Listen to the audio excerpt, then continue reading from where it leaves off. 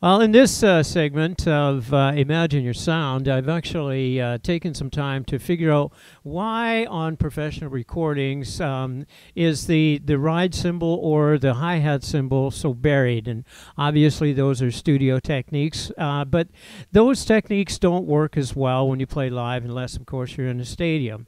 So what I've done for the smaller venues is developed what I call a tamride, which is simply a tambourine mounted as such, and I will get into the construction of that later.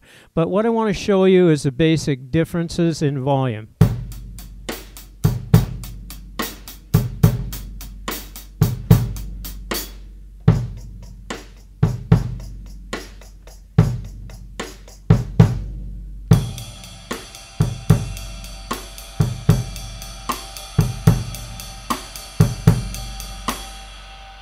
So what happens is that if you're going to try to rather be under the vocalist, then you're going to want to turn down your beat keeper. So that's why I developed the tamride. So in the next section, I'd like to show you how the tamride is constructed. Hello!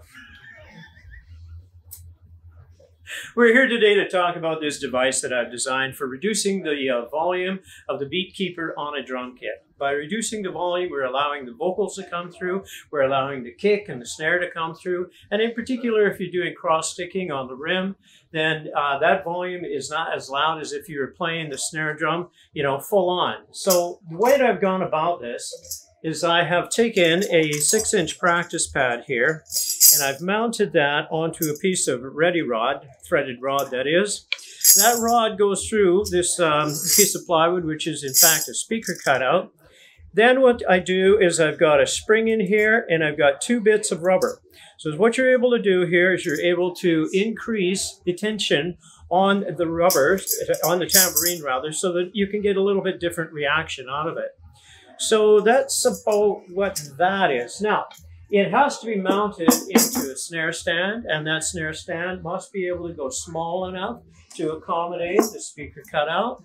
And also what I've done here is I've suspended a drum set tambourine so that you could get an additional hit and get an additional effect. So thank you very much. This is, in fact, the tamride.